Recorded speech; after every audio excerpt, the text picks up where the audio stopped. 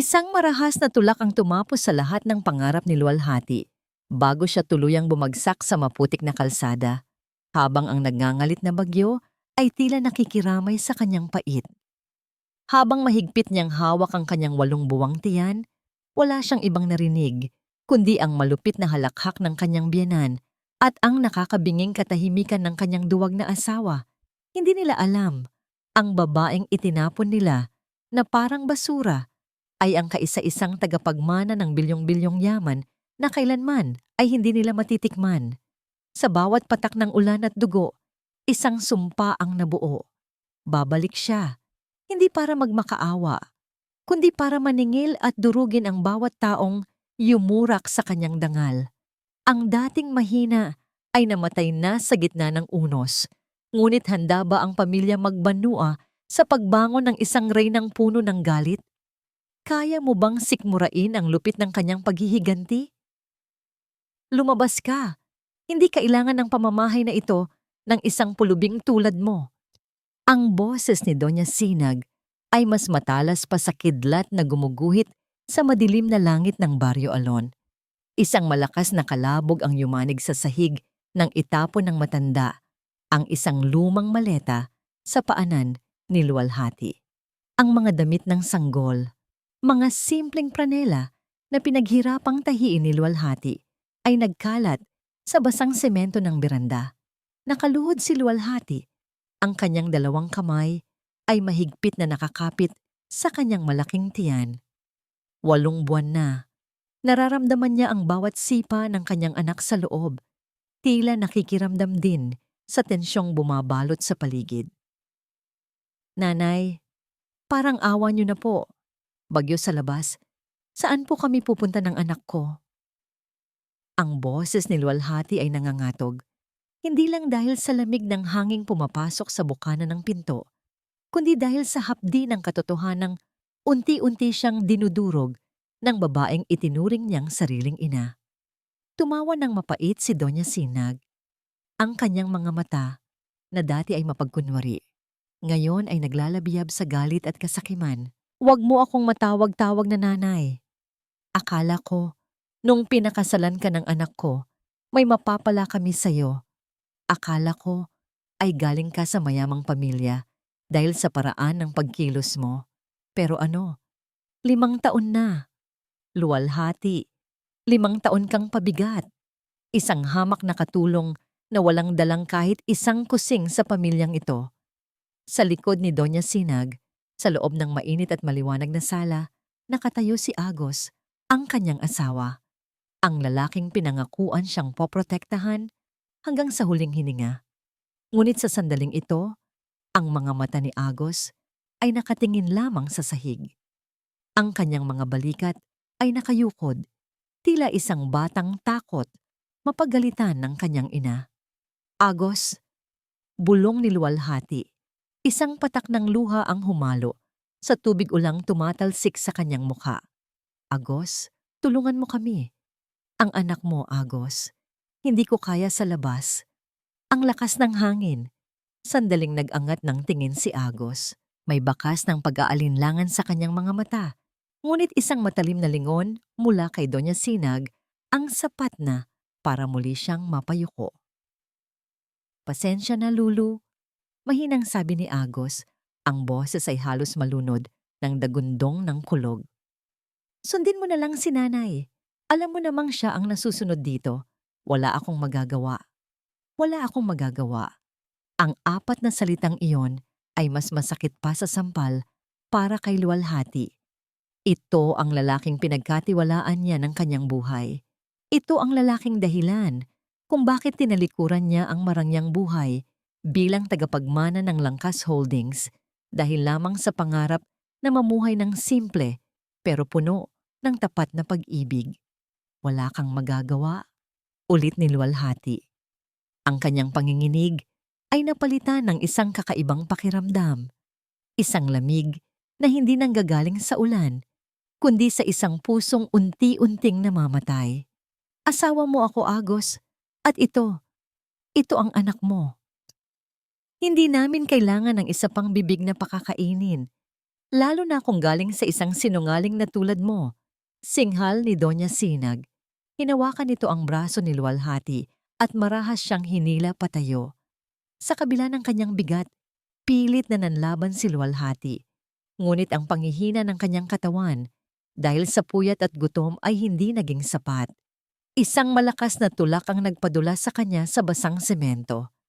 Luwalhati fell hard on her knees. Ang kanyang maleta ay muling itinapon ng matanda. Sa pagkakataong ito ay diretso sa maputik na daan sa labas ng kanilang bakod. Layas! Sigaw ni Doña Sinag bago malakas na isinara ang pintong kahoy. Narinig ni Luwalhati ang pag-ikot ng susi. Ang huling sinag ng liwanag mula sa loob ng bahay ay naglaho. Iniwan siya sa gitna ng kadiliman at ng nagngangalit na unos ng Baryo Alon. Ang ulan ay tila mga karayom na tumutusok sa kanyang balat. Ang hangin ay humahampas, tila gustong tangayin ang kanyang nanghihinang katawan. Pilit siyang gumapang patungo sa kanyang maleta. Sinisikap na isalba ang mga damit ng kanyang magiging anak mula sa putik. Anak, patawad, hikbi niya, habang ang kanyang mga kamay ay nakayakap sa kanyang tiyan. Patawarin mo si nanay. Hindi ko akalain na ganito sila kasama. Sa gitna ng sipsip ng putik at hagupit ng hangin, isang matalim na kirot ang biglang gumuhit mula sa kanyang balakang patungo sa kanyang puson. Napasigaw si Luwalhati, isang sigaw na nalunod ng malakas na kulog. Hindi ito ang karaniwang sipa ng bata. Ito ay isang sakit na tila binabaklas ang kanyang buong pagkatao. Napatingin siya sa kanyang paanan. Sa pagitan ng kanyang mga hita, nakita niya ang isang likidong mas madilim pa sa tubig ulan na humahalo sa putik. Dugo. Ang takot na nadama niya kanina ay napalitan ng isang matinding sindak. Huwag muna ngayon. Lord, parang awa niyo na. Huwag ang anak ko. Sinubukan niyang tumayo, ngunit ang kanyang mga binti ay tila naging halaya. Ang bawat paghinga niya ay isang pakikibaka. Tumingala siya sa madilim na langit, habang ang ulan ay patuloy na bumubuhos sa kanyang namumutlang mukha. Sa sandaling iyon, sa gitna ng bingit ng kamatayan at kawalan ng pag-asa, isang alaala ang biglang pumasok sa kanyang isip. Ang boses ng kanyang ama, si Lakan si Katuna. Luwalhati, tandaan mo, ang dugong nananalaytay sa iyo ay hindi para sa pagluhod. Darating ang araw na malalaman mo ang tunay mong halaga. Kasabay ng muling pagdaing niya sa sakit, dahan-dahang itinuon ni Luwalhati ang kanyang mga kamay sa maputik na lupa. Ang kanyang mga kuko ay bumaon sa putik. Ang kanyang mga mata, na kanina ay puno ng luha, ngayon ay nagningas ng isang kakaibang liwanag sa gitna ng dilim. Hindi siya mamamatay dito. Hindi sa harap ng bahay ng mga taong itinapon siya na parang basura. Isang nakakabulag na kidlat ang muling tumama sa kalapit na puno na nagbigay ng panandaliang liwanag sa paligid. Sa liwanag na yon, nakita ni Luwalhati ang isang anino ng sasakyan na dahan-dahang humihinto sa dulo ng kalsada. Ngunit bago pa man siya makahingi ng saklolo, isang panibagong bugso ng sakit ang nagpaitim sa kanyang paningin. Ang huling narinig niya ay ang sarili niyang tinig na bumubulong sa hangin. Agos, Doña Sinag, hinding-hindi ko kayo kakalimutan. At dahan-dahang bumagsak ang kanyang katawan sa malamig at maputik na lupa, habang ang bagyo ay patuloy na nagngangalit, tila nagbabadya ng isang malaking pagbabagong darating. Ang amoy ng gamot at sanitizer ay humahalo sa malansang amoy ng dugo sa loob ng pampublikong ward ng ospital. Ito ang lugar na hinding-hindi ko inakalang magiging tagpuan namin ng aking kaisa-isang anak.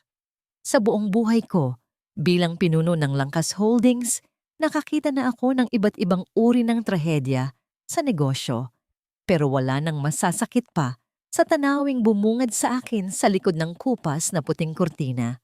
Nakaratay ang aking prinsesa, ang aking Luwalhati. Ang kanyang balat na dati ay kasing kinis ng sutla, ngayon ay maputla at puno ng mga gasgas mula sa pagkakasubsob sa putik. May mga pasa sa kanyang braso, mga pasang alam kong hindi galing sa aksidente, kundi galing sa malulupit na kamay ng mga taong pinagkatiwalaan niya. Don Lacan, mahinang tawag ng doktor sa aking likuran. Ligtas na po ang inyong anak. Ngunit ang sanggol, dahil sa tindi ng stress at trauma na dinanas ng ina, kailangan nating ilagay ang bata sa incubator. Masyadong maaga ang kanyang paglabas. Huminga ako ng malalim, pilit na pinipigilan ang panginginig ng aking mga kamay.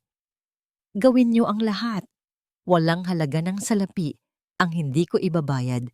Mailigtas lang ang aking mag-ina. Lumapit ako sa katre ni Luwalhati. Hinawakan ko ang kanyang malamig na kamay. 5 taon. 5 taon siyang nagtago sa amin. Pinili niyang mamuhay ng simple, ng mahirap, dahil lamang sa paniniwalang makakahanap siya ng lalaking mahalin siya, hindi dahil sa kanyang yaman, kundi dahil sa kanyang pagkatao. Tingnan mo ang ginawa nila sa iyo, anak. Bulong ko habang may luhang pumatak sa aking pisngi. Sana ay pinakinggan mo ako. Dahan-dahang gumalaw ang mga daliri ni Luwalhati. Ang kanyang mga pilik mata ay nanginig hanggang sa dahan-dahan niyang imulat ang kanyang mga mata.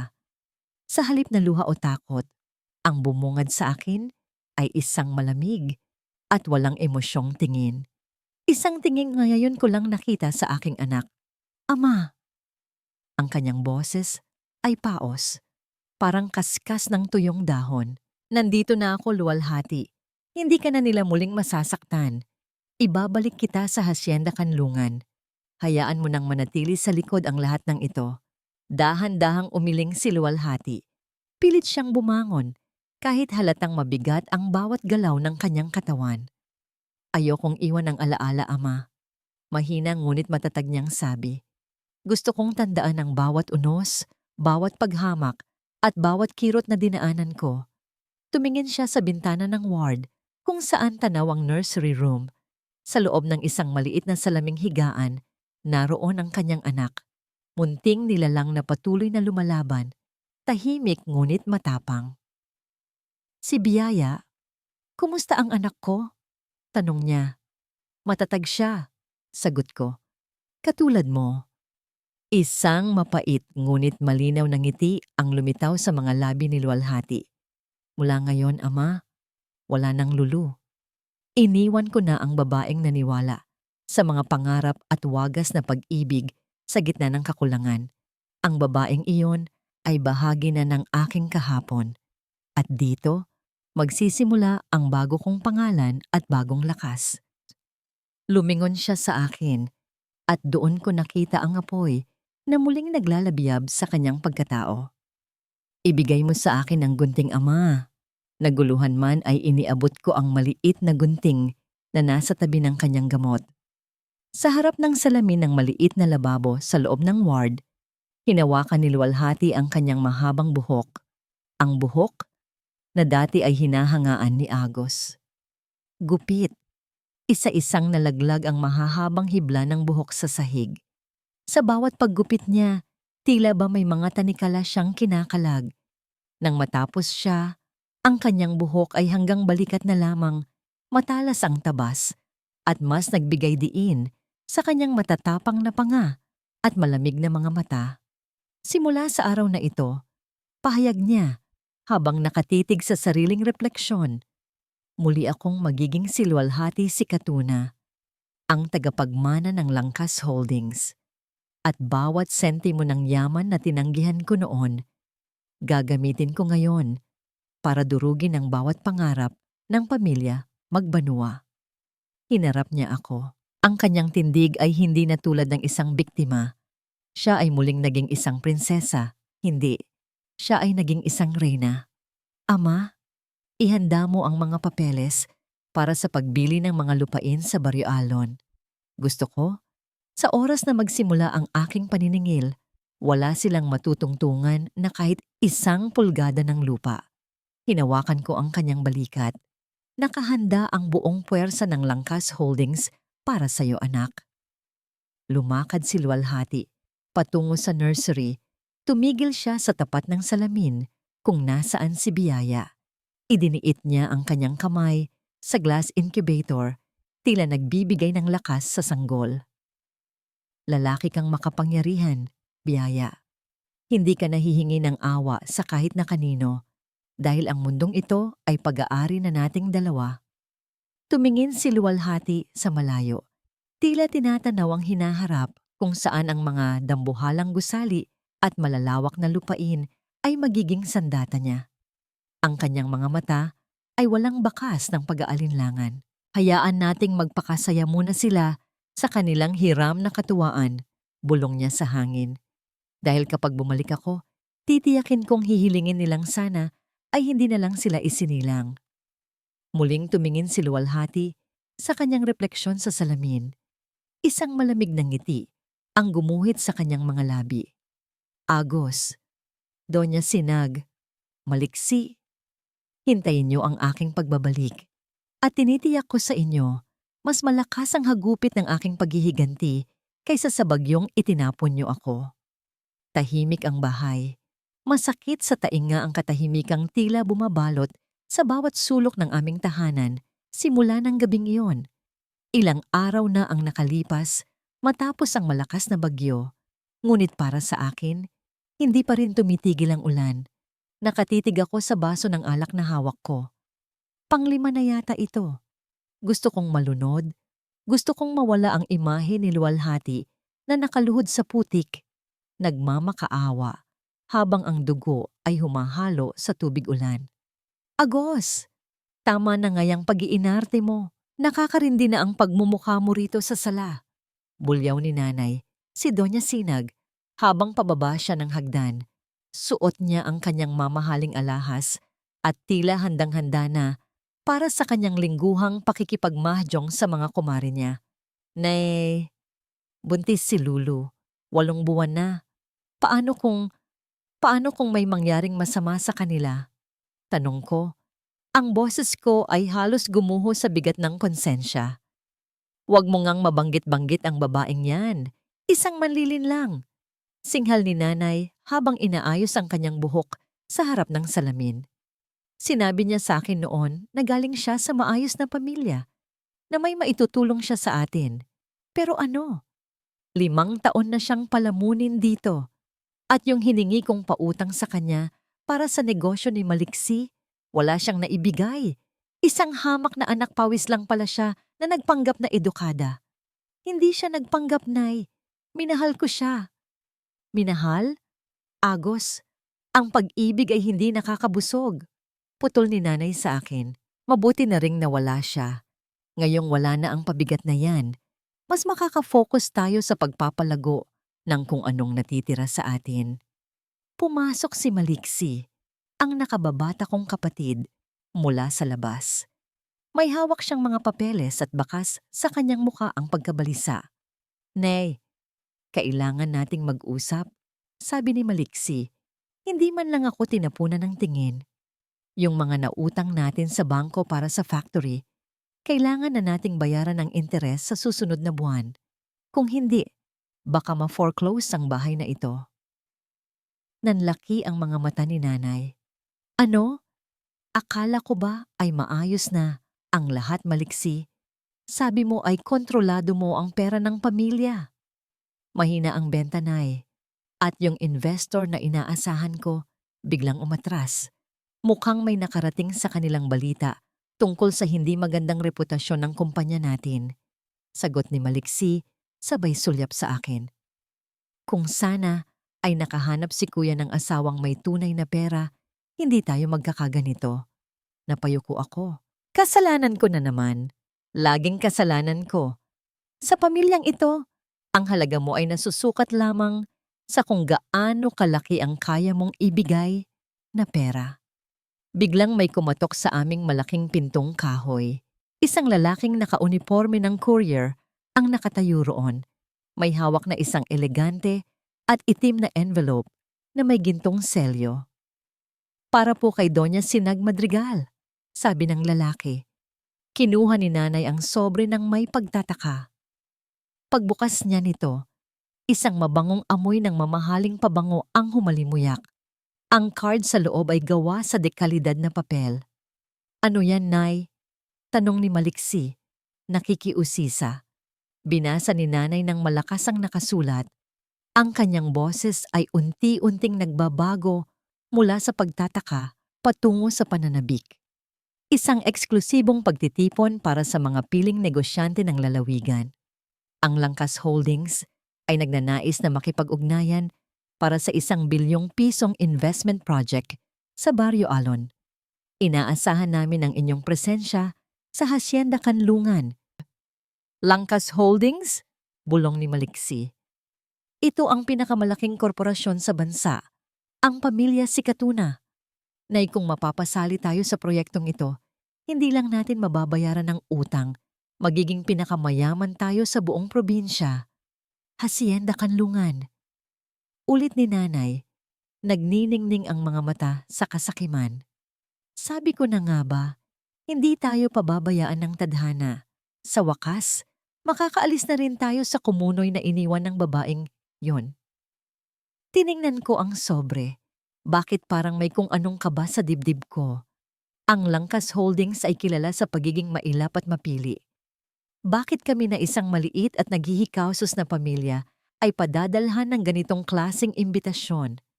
"Agos, maghanda ka," utos ni Nanay. "Kailangang magmukha tayong kagalang-galang. Ito na ang pagkakataon nating bumangon. Maliksi, ihanda mo ang lahat ng business proposals natin. Hindi tayo lalabas ng hacienda na yon nang walang pirmadong kontrata." Habang masayang nagpaplano ang aking ina at kapatid, muli kong tiningnan ang madilim na langit sa labas. Naalala ko ang mga huling salita ni Luwalhati bago siya tuluyang nawalan ng malay sa ulan. "Hinding-hindi ko kayo kakalimutan." Hindi ko alam kung bakit, pero ang imbitasyong ito ay hindi parang isang biyaya para sa akin. Para itong isang pain.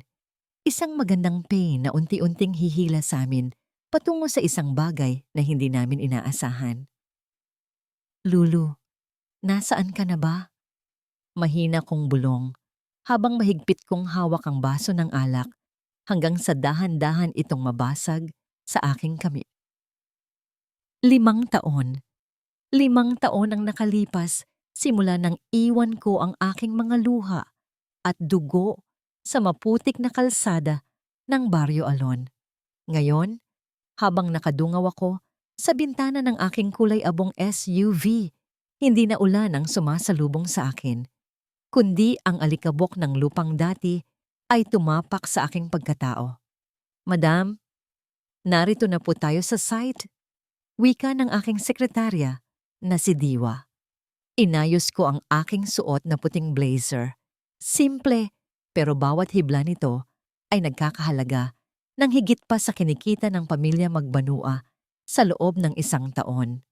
Isinuot ko ang aking itim na sunglasses, hindi para protektahan ang aking mga mata sa sikat ng araw, kundi para itago ang puot na baka sumabog sa oras na makita ko silang muli. Bumaba ako ng sasakyan. Ang tunog ng aking matutulis na takong sa semento ay tila isang martilyo na naghuhudyat ng hatol. Sa harap ng lumang munisipyo, nagkakatipon ang mga residente. At doon, sa pinakaharap ng pila, nakita ko sila. Si Doña Sinag, na mas lalong naging mukhang matanda dahil sa kapal ng kolorete, sa mukha na tila pilit itinatago ang kahirapan. Si Maliksi, na pawis at hawak-hawak ang mga lumang folder. At si Agos, ang lalaking dati ay sentro ng aking mundo. Mukha siyang lantang gulay, ang mga mata ay walang buhay, malayo sa Agos na minahal ko noon.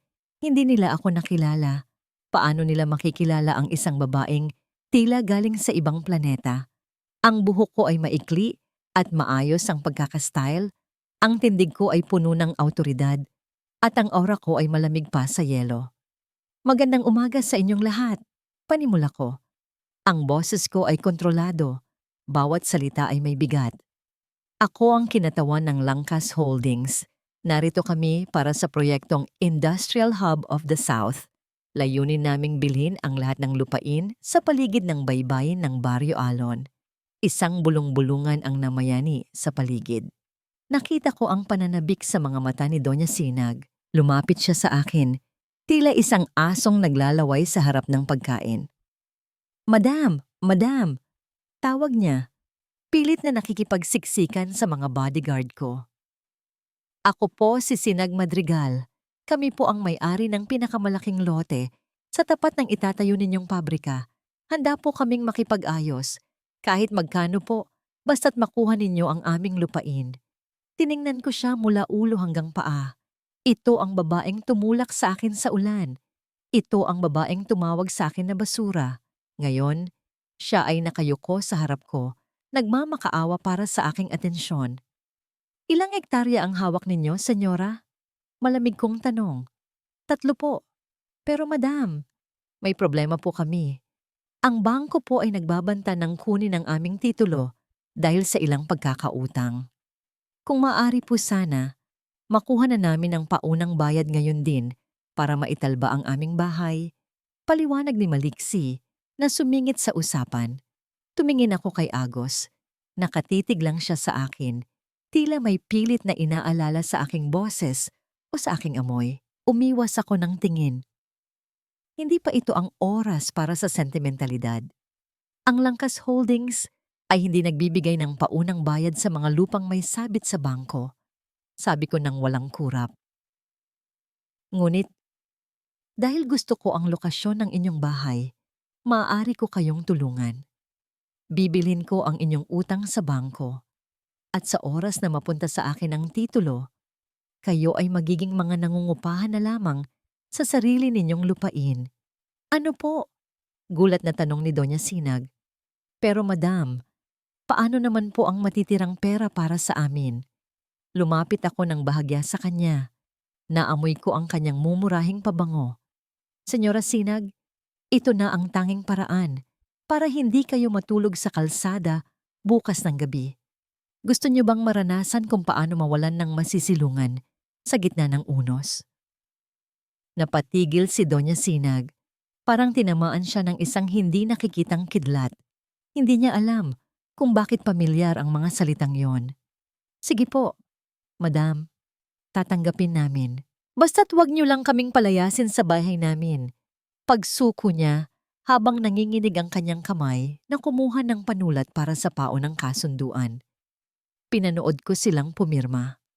Bawat kurit ng ballpen sa papel ay isang pako sa kabaong ng kanilang kasakiman. Hindi nila alam, ang titulong kinuha ko ay hindi para sa negosyo.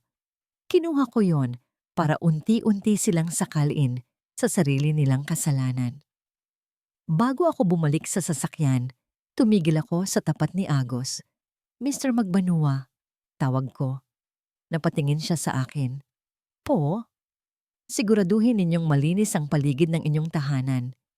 Ayoko ng kalat. Ayoko ng kahit anong dumi na nakaharang sa aking paningin." Sabi ko, bago tuluyang sumakay sa sasakyan. Habang umaandar ang SUV palayo, nakita ko sa side mirror si Doña Sinag na nakaluhod sa lupa. Nagpapasalamat sa suwerte na dumating sa kanila. Habang si Agos ay nananatiling nakatitig sa sasakyan ko, hindi nila alam. Hindi ito suwerte. Ito ang simula ng kanilang impyerno. Pagkuha ko sa aking cellphone, tinawagan ko ang aking ama. "Papa, hawak ko na ang leeg nila. Ihanda mo na ang susunod na hakbang. Gusto kong makita sila sa Hacienda Kanlungan sa Sabado. Doon ko tatanggalin ang aking maskara." Ang Hacienda Kanlungan ay nagniningning sa ilalim ng mga dambuhalang chandelier.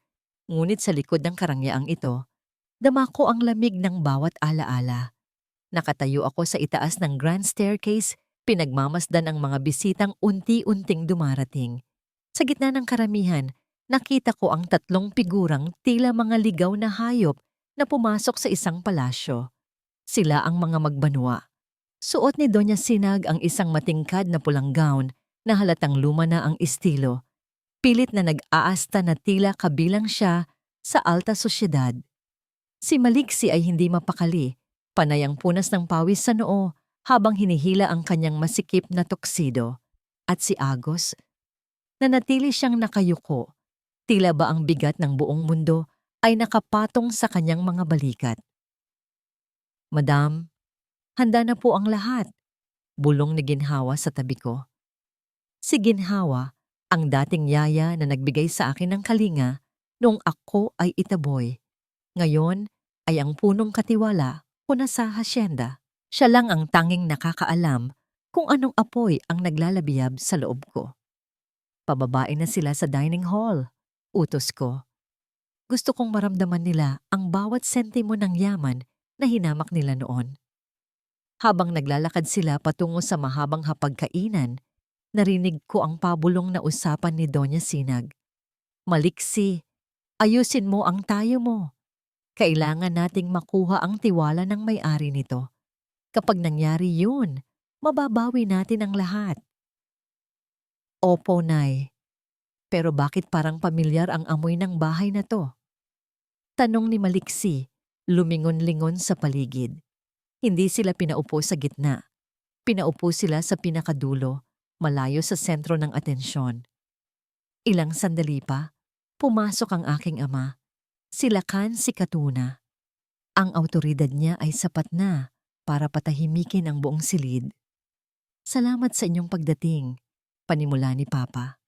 "Ngayong gabi, ipapakilala ko sa inyo ang tunay na utak sa likod ng Langkas Holdings, ang aking kaisa-isang tagapagmana, ang aking anak." Lahat ng mata ay natuon sa pinto. Huminga ako ng malalim at dahan-dahang naglakad papasok. Ang bawat hakbang ng aking stiletos ay tila tunog ng hatol. Nang tumama ang liwanag sa aking mukha, nakita ko ang unti-unting pagbabago ng kulay sa mukha ng pamilya Magbanua. Bumagsak ang tinidor na hawak ni Doña Sinag na lumikha ng isang matunog na ingay sa porselana. Si Maliksi ay napaatras hanggang sa tumama ang kanyang upuan sa pader. At si Agos, nanlaki ang kanyang mga mata. Ang kanyang bibig ay bumuka ngunit walang salitang lumalabas. "Luwalhati?" Nautal na sambit ni Agos. Lumapit ako sa kanila nang may isang matamis ngunit nakakangilong ng ngiti. "Magandang gabi, Doña Sinag. Kumusta ang biyahe mula sa Barrio Alon? Sana ay hindi kayo nahilo sa aming pribadong sasakyan." Hindi maaari ito," bulong ni Doña Sinag. Ang kanyang muka ay naging kasing puti ng papel. "Ikaw, ang pulubing yun, paanong naging ikaw ang may-ari ng lahat ng ito?" "Pulubi?" Tumawa ako ng mahina, isang tawang walang bahid ng saya. "Ang pulubing itinapon niyo sa gitna ng bagyo ay patay na, senyora. Ang kaharap niyo ngayon ay ang babaeng nagmamay-ari na ng inyong titulo, ng inyong bahay, at ng inyong kinabukasan." Biglang tumayo si Agos. Akmang hahawakan niya ang aking kamay. "Lulu, patawarin mo ako. Hindi ko alam. Hindi ko akalain." Pak!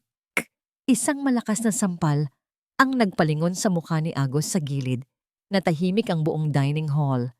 Ang hapdi ng sampal ko ay hindi pa sapat kumpara sa 5 taon ng pangungulila at sakit. "Huwag mo akong mahawakan," malamig kong sabi, habang dahan-dahan kong pinupunasan ang aking kamay gamit ang isang silk na table napkin. Tila ba nadumihan ako sa pagdikit sa kanya. "At huwag na huwag mong babanggitin ang pangalang Lulu sa harap ko. Ang pangalang yon ay para lamang sa mga taong may dangal." "Anak, maawa ka sa amin." Biglang lumuhod si Doña Sinag sa paanan ko. Ang kanyang mga luha ay mabilis na dumaloy. Sinisira ang kanyang makapal na makeup. "Nabulag lang kami ng kahirapan. Akala namin ay nagpapanggap ka lang noon. Patawarin mo kami, luwalhati. Pamilya mo pa rin kami." "Pamilya?" Tinitigan ko siya ng diretso sa mata. "Noong nakaluhod ako sa harap mo sa gitna ng bagyo, nasaan ang pamilya? Noong duguan ako at nagmamakaawa para sa anak ko, nasaan ang pamilya? Ang pamilya niyo ay pera, Senyora Sinag. At ngayong ako na ang may hawak ng pera, huwag kayong magtaka kung bakit wala kayong puwang sa buhay ko." Lumingon ako kay Maliksi na nanginginig sa takot. Nabalitaan ko ang tungkol sa tawag ng bangko kanina. Maliksi, gusto mo bang malaman kung sino ang bumili ng lahat ng utang mo sa labas? Ako. Ano? Ano pong balak niyo sa amin? Tanong ni Maliksi. Ang boses ay tila isang kuting. Balak? Kinuha ko ang aking wine glass at marahang inikot ang laman nito. Gusto ko lang na maramdaman ninyo ang bawat sandali ng pagkawasak.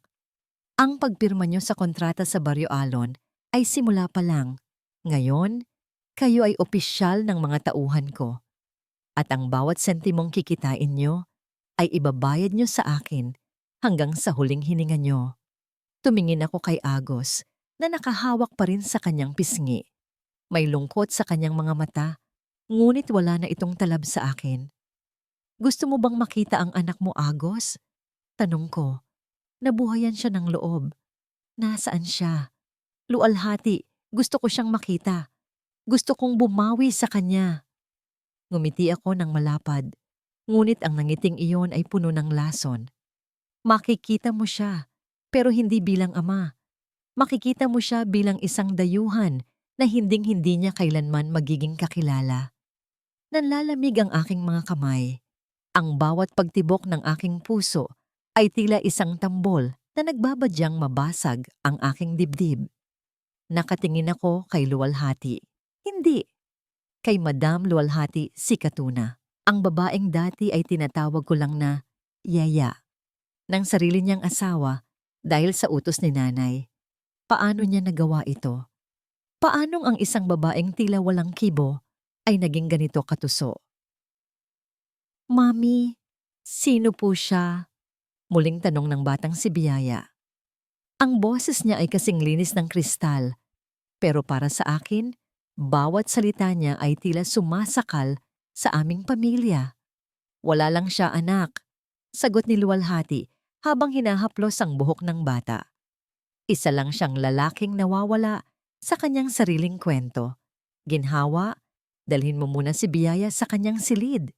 May kailangan lang kaming tapusin na business ng mga bisita natin. Nang makaalis ang bata, ang aura sa loob ng dining hall ay biglang nagbago. Ang init ng marangyang paligid ay napalitan ng isang nakakapangilabot na ginaw. Maliksi, tawag ni Luwalhati sa akin. Bakit tila hindi mo pa nagagalaw ang pagkain mo? Hindi ba ito ang gusto nyo? Ang makakain sa mesa ng mga sikatuna? Luwalhati, anong kailangan mo sa amin? Nauutal kong tanong. Nakuha mo na ang lupa namin. Hawak mo na ang mga utang ko. Ano pa? Ngumiti siya. Pero ang kanyang mga mata ay nananatiling matalim. Kinuha niya ang isang makapal na brown folder mula kay Diwa at inilapag ito sa gitna ng mesa. Gusto ko ng hustisya, Maliksi. Hindi lang para sa akin, kundi para sa taong hindi na makakapagsalita. Wika niya. Binuksan niya ang folder. Bumungad sa amin ang mga dokumentong may tatak ng bangko o mga litrato ng mga pekeng pirma at isang lumang medical report. Alam mo ba kung ano ito, Maliksi?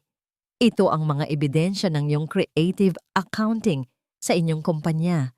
50 milyong piso ang kinuha mo sa pondo ng kumpanya para sa sarili mong bisyo at pagsusugal. At ang masama pa roon, ipinangalan mo ang lahat ng utang na yon kay Agos. Napatingin si Agos sa akin, gulat at hindi makapaniwala. Maliksi? Totoo ba ito? Akala ko ba ay tinutulungan mo ako? Huwag kang makinig sa kanya, Agos. Sigaw ni nanay, pilit na itinatago ang takot. Sinungaling ang babaeng yan. Gawa-gawa lang niya ang lahat para sirain tayo. Sinungaling? Tumayo si Luwalhati at dahan-dahang lumapit kay Doña Sinag. Ito, senyora, naaalala mo pa ba ang gabing pumanaw ang iyong asawa? Ang ama ni na Agos at Maliksi? Biglang napatigil si nanay. Ang kanyang mga labi ay nanginig. Sabi sa report noon, heart attack ang ikinamatay niya. Patuloy ni Luwalhati. Pero kumuha ako ng panibagong pagsusuri sa tulong ng isang saksi. Isang saksi na nakakita kung paano mo pinalitan ang kanyang gamot ng isang uri ng lason na dahan-dahang nagpapatigil sa tibok ng puso. Ginawa mo yon dahil nalaman niyang ibinebenta mo ang mga lupain ng pamilya nang walang pahintulot niya. Tama ba? Hindi! Wala kang ebidensya! Sigaw ni Doña Sinag. Ang kanyang boses ay naging paos at desperado. Mayroon, nanay. Singit ni Ginhawa, nakakapasok lang muli sa silid. May hawak siyang isang maliit na recorder.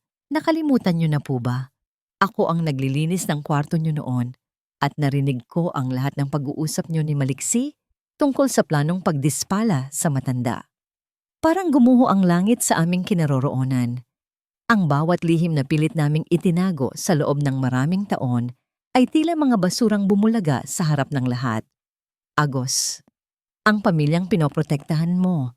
Sila ang pumatay sa ama mo, sila ang nagnakaw sa kinabukasan mo, at sila rin ang nag-utos sa iyo na itapon ako sa ulan dahil nalaman nilang buntis ako at natatakot silang maging kahati ang anak ko sa inyong mana. Bulyaw nilwalhati kay Agos. Napaupo si Agos sa sahig, humahagulgol. Ang kanyang kahinaan ay lalong naging kaawa-awa sa gitna ng katotohanan. At ikaw, Maliksi, lumingon si Luwalhati sa akin. Akala mo ba ay makakatakas ka? Ang lahat ng perang kinuha mo ay dumaan sa mga bangkong pag-aari ko na ngayon. Bawat galaw mo, bawat iligal na transaksyon, nasa kamay ko na. Biglang bumukas ang malaking pinto ng hacienda. Hindi na mga waiter o katulong ang pumasok. Sila ay mga lalaking nakaasul na uniforme, mga pulis. Senyora Sinag Madrigal at Maliksi Magbanua, wika ng isang opisyal. Kayo ay inaaresto sa kasong murder at malaking estafa. Sumama kayo sa amin ng mapayapa. Hindi. Agos, tulungan mo kami. Anak, huwag mong hayaang mangyari ito. Sigaw ni nanay habang pilit siyang kinakaladkad ng mga pulis. Ngunit si Agos ay nanatiling tulala.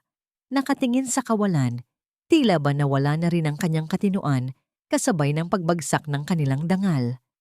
Pinanood ni Luwalhati ang bawat sandali ng kanilang paghila. Walang emosyon sa kanyang mukha, walang tuwa, pero wala ring awa. Ang ulan na ibinigay niyo sa akin noon, bulong ni Luwalhati habang nakatingin sa bintana kung saan nagsisimula na namang pumatak ang ulan. Ito na ang bagyong tatapos sa inyong lahat. Nakatayo ako sa tapat ng dambuhalang gusali ng Langkas Holdings. Ang salamin ng gusali ay tila mapanghusgang mga mata na nakatitig sa aking marungis na anyo. 5 taon akong naging Panginoon sa aming maliit na bayan, ngunit dito, sa teritoryo ni Luwalhati, ako ay mas maliit pa sa alikabok na tinatapakan ng mga empleyadong labas-masok sa lobby. Sir, bawal po ang istambay dito. Sita sa akin ng isang gwardiya.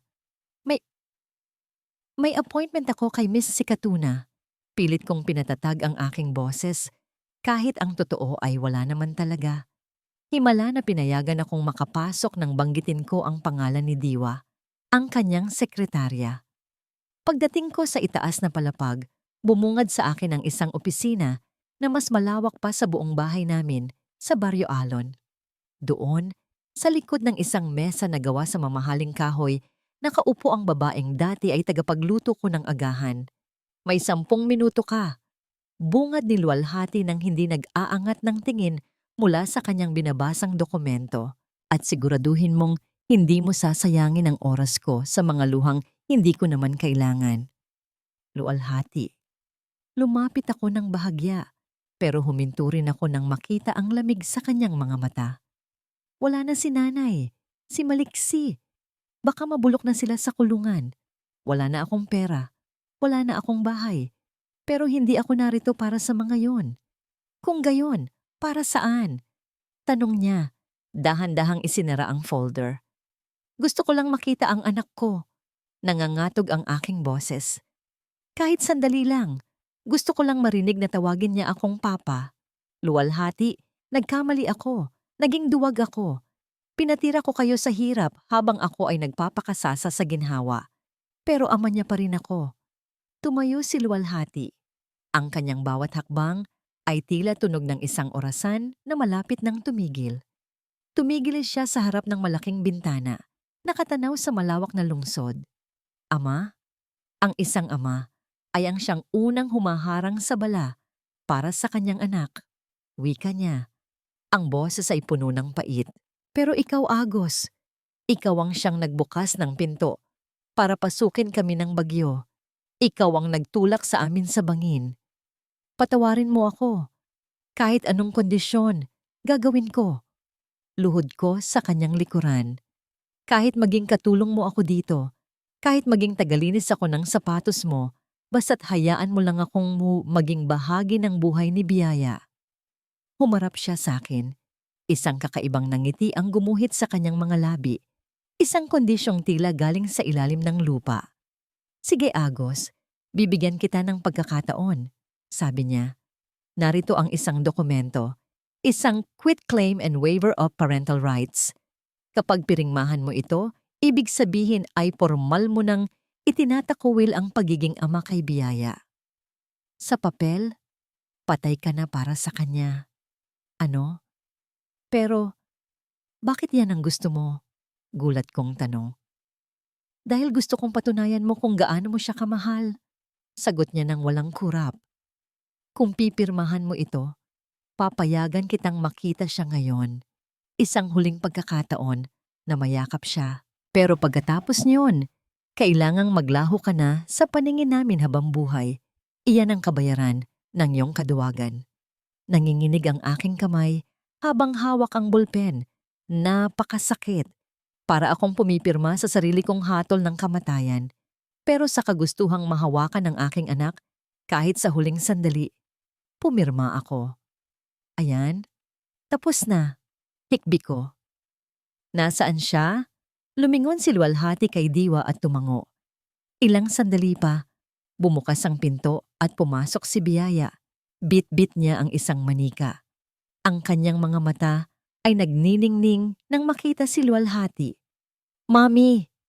Sigaw niya at niyakap ang binti ni Luwalhati. Biyaya, baby. Lumuhod ako sa harap niya. Pilit na inabot ang kanyang maliliit na kamay. Anak, si Papa ito. Halika rito. Payakap si Papa. Napatigil ang bata. Tiningnan niya ako mula ulo hanggang paa. Ang kanyang maliliit na kilay ay nagsalubong. Tila nagtataka at natatakot sa lalaking mukhang pulubi na nasa harap niya. Mami, tawag ni Biyaya habang nagtatago sa likod ni Luwalhati. Sino po siya? Bakit po niya ako tinatawag na anak? At bakit po siya umiiyak? Scary po siya, Mami. Let's go na po. Parang sinaksak ang puso ko ng 1,000 balisong. Ang sakit ng sampal ni Luwalhati noon ay wala pang 1% ng sakit na nararamdaman ko ngayon. Biyaya, ako ito.